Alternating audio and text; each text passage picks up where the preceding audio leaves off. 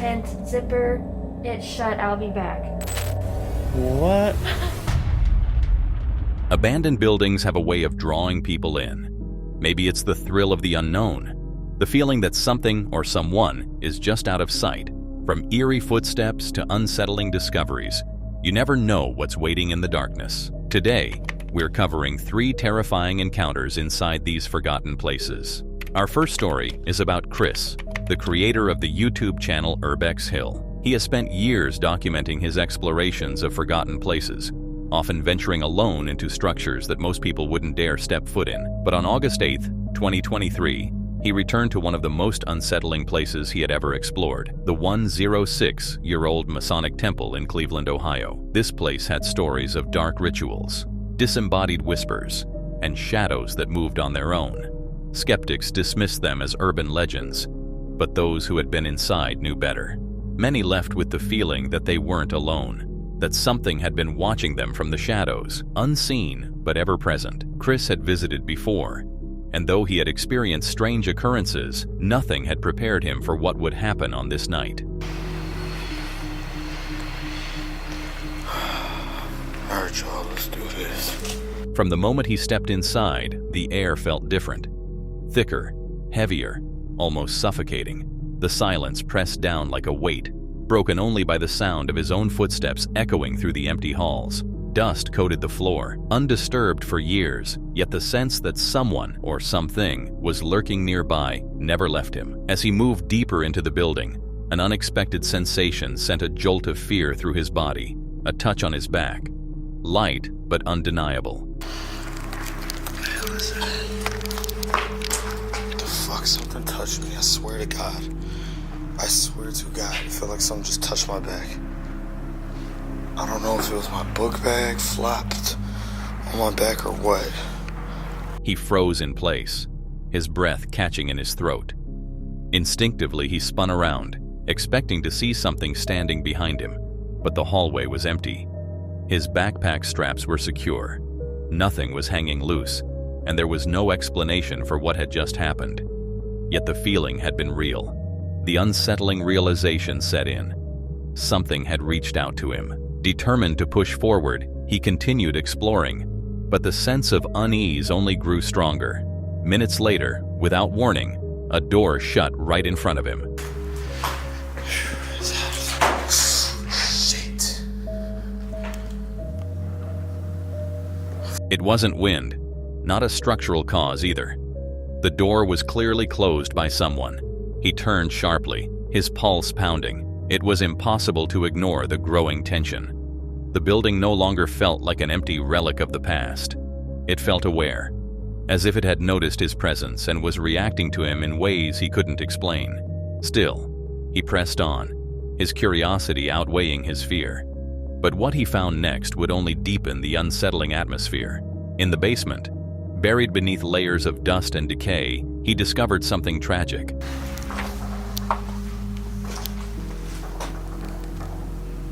Wow. People vandalized the resting spot of a dog.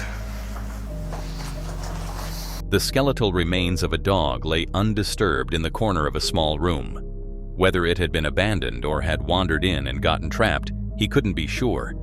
But the sight was disturbing. It was a reminder that not everything that enters these forgotten places ever makes it out. The weight of that thought lingered as he continued his exploration.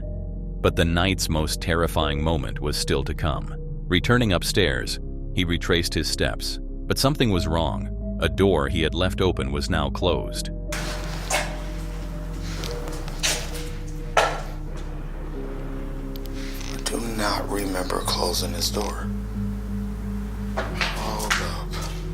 He reached for the handle and tried to push it open, but it wouldn't budge to begin with. It was as if something on the other side was holding it shut. He got it open and called out for someone to answer. He got a response. A faint whisper, yes.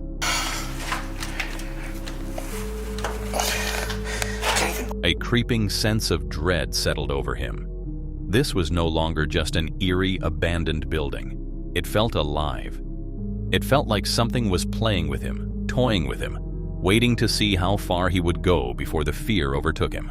Finally, he reached an exit, stepping out into the night air, his heart still hammering.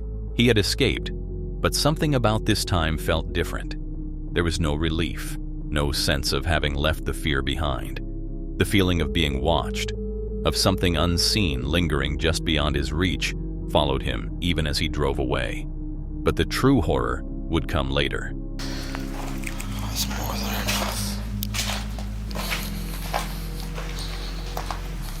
When he reviewed his footage, he noticed something he had missed during the exploration. In one of the frames, a face, pale and hollow, was peeking out from behind a door. His stomach turned. He had walked right past that door, had looked inside that very room, and yet, he had seen nothing at the time. There had been nowhere for anyone to hide. Had it been there the entire time? Had something been watching him from the darkness, waiting for him to notice? The realization sent shivers down his spine. This wasn't just a series of eerie coincidences. Something was there that night, something beyond reason or explanation, and worst of all, it had let him leave. Chris shared his footage with his viewers, visibly shaken as he recounted the experience. Thousands of comments poured in, debating what he had seen. Some believed it was the ghost of a former member of the temple, still lingering long after the building had been abandoned.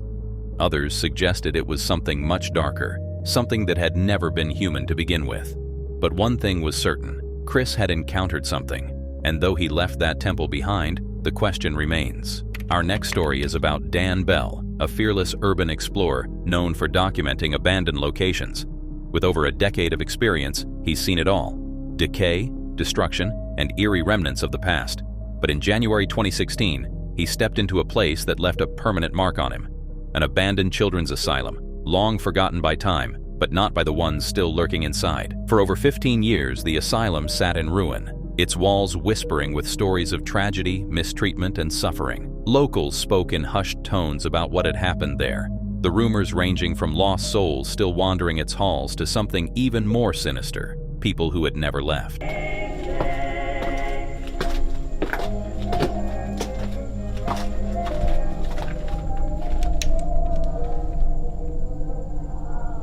For Dan, the asylum was a gold mine for exploration, a perfect place to capture the eerie beauty of decay. But as he stepped inside, something else took notice of him. At first, it was a routine exploration. He moved through the crumbling hallways, his camera recording every detail: the peeling paint, the shattered windows, the abandoned rooms. But then, something moved.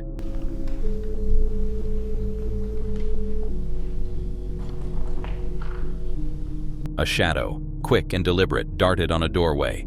Dan didn't see it, but his camera did. It wasn't a trick of the light. It wasn't dust or debris. It was something, or someone, watching, and it wasn't alone. As he continued, the eerie moments piled up. At one point, his camera passed over a door with an emergency sign. It looked like any other decayed doorway, until viewers spotted something later. The handle was missing, leaving a dark hollow space where it once was. And in that space, a face. Something peering through, observing him from the darkness.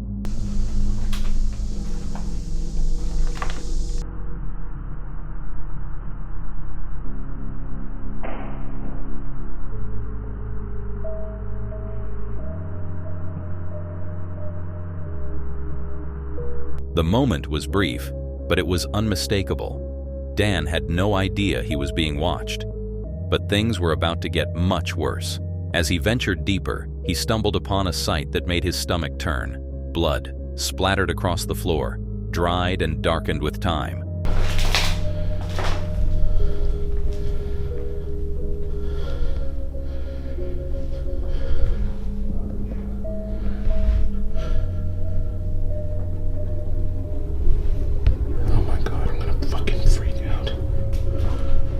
Was it old? Recent? There was no way to tell, but the uneasy feeling creeping up his spine told him one thing: he wasn't meant to be here. The asylum was silent, too silent. Then came the noises, soft, subtle, a shuffle here, a creak there, nothing distinct, until the footsteps.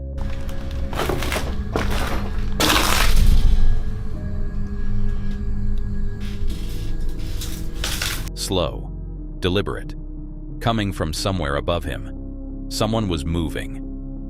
Dan tried to stay calm, whispering to himself, keeping his flashlight low, but the footsteps weren't random. They weren't the sound of an old building settling. These were human steps, and they were getting closer. The asylum wasn't abandoned. It was occupied. Dan left, shaken, but determined to return after dark. Maybe he had imagined it. Maybe he had let his mind play tricks on him. Maybe, just maybe, he had nothing to fear. But when he came back during the night, the nightmare truly began. He entered through the basement.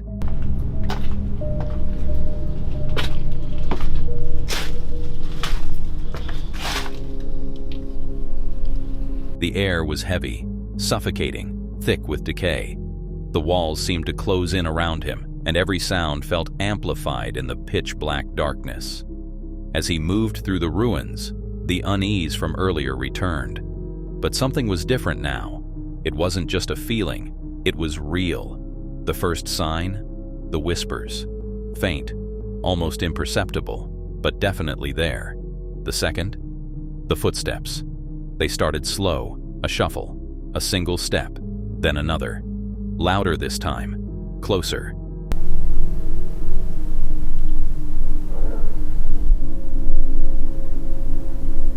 He tried to rationalize it.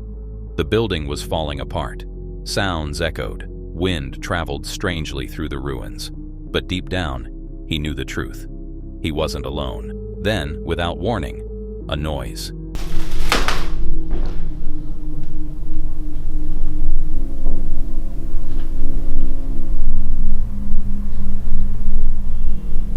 Is there somebody back there? It came from somewhere down the hall, quiet but distinct. A sound that shouldn't have been there. Dan's breath hitched. The asylum was supposed to be empty, but it wasn't. Something, or someone, was here. And it had been watching him since the moment he arrived. Panic took hold. Dan had spent years in abandoned buildings, but this was different. This wasn't just the ghosts of the past. This was something alive. The footsteps grew louder, no longer trying to stay hidden. Whoever it was, they weren't afraid of being heard anymore. They wanted him to know they were there. Dan decides he's had enough. He starts making his way to the exit. Through the halls, past the blood-stained floor, down the stairwell. His breathing was ragged, his pulse pounding in his ears. The walls seemed to stretch forever. The asylum suddenly feeling larger, more impossible to escape.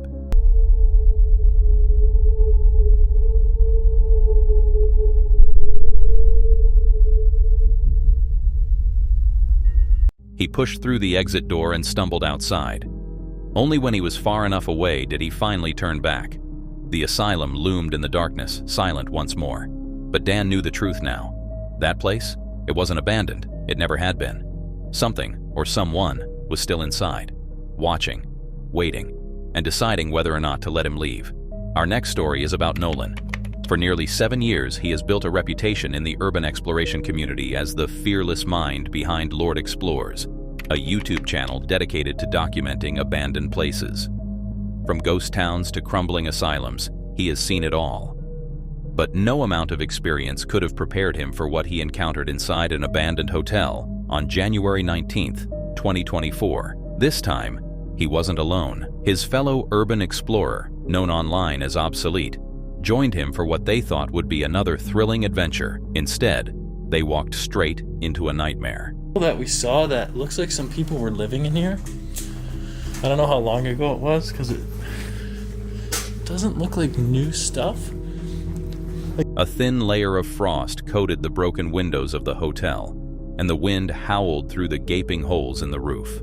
From the moment they stepped inside, something felt off. It seemed like there were people living there.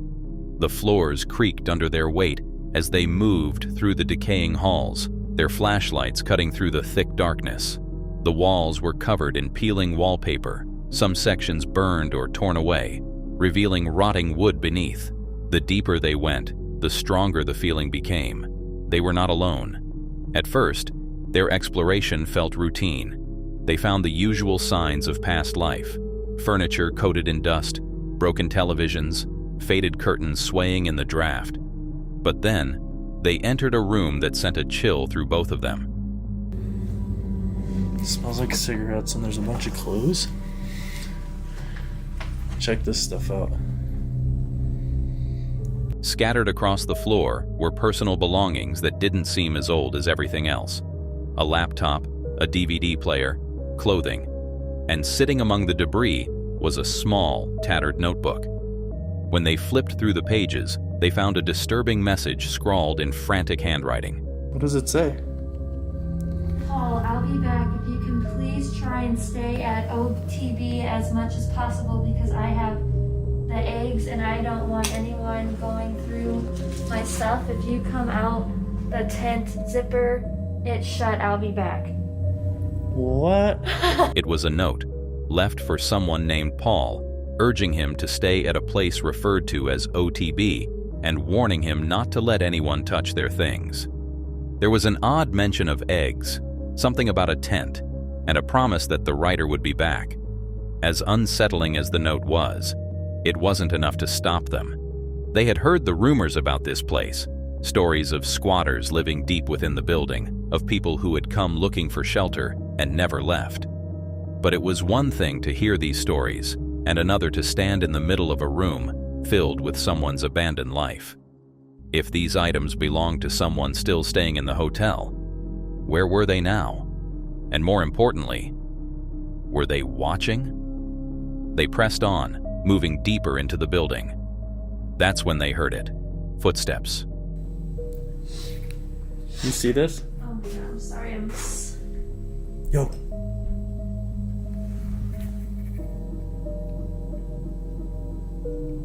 At first, the sound was distant, coming from the floor above them. A slow, deliberate pace, as if someone was following their movements from above. Then, the footsteps shifted. No longer upstairs. Now they were coming from the hallway just outside the room they were in. The realization sent ice through their veins. Someone, or something, was approaching. Heart pounding, Nolan signaled to Obsolete to move. Without hesitation, they darted into a nearby room and quietly shut the door behind them, pressing their ears against the wood, listening. The footsteps slowed just outside the door, then stopped completely. Lock it.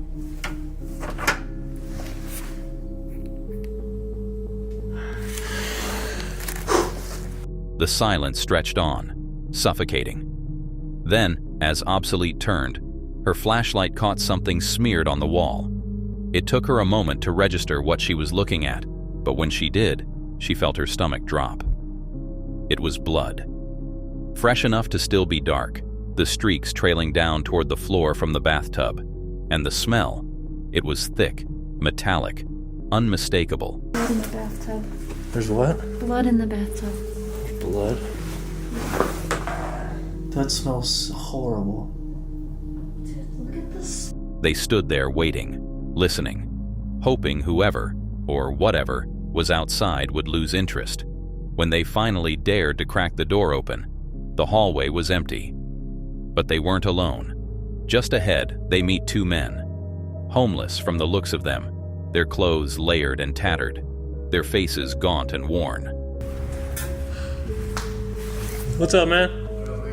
We're just exploring. Yeah, be careful, man. There's shit all over the place. One of them spoke, his voice low, hollow, a warning. He told them to be careful. This place wasn't safe. Then, without another word, both men disappeared into the darkness. The explorers didn't need to be told twice. They picked up the pace, making their way toward what they hoped was an exit. But the deeper they went, the worse it got. While searching what appeared to be an old kitchen, Obsolete suddenly stopped dead in her tracks. Her breath hitched as she strained to listen. Footsteps, again. This time, much closer. Without thinking, she turned and bolted back toward Nolan. They called out, hoping whoever was nearby would respond. Nothing. The silence was more terrifying than any answer they could have received. Yo. Hello?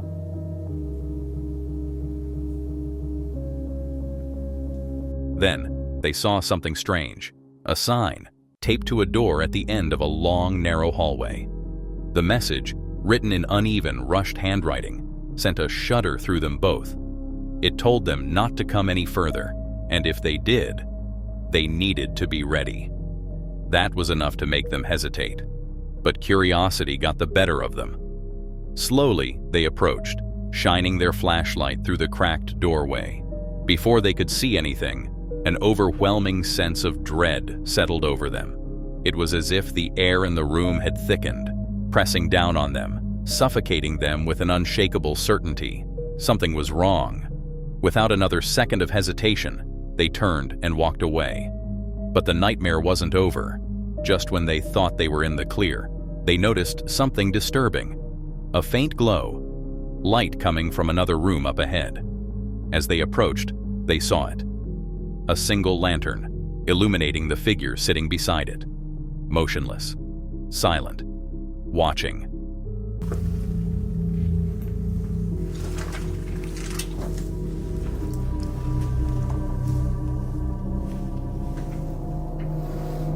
Panic set in. They hurried back.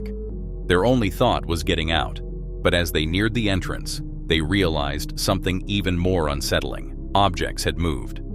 A small lamp now sat on a table that had been empty when they entered. A chair had been turned toward them, as if someone had been sitting there. And then, the final, most terrifying discovery. Fresh footprints.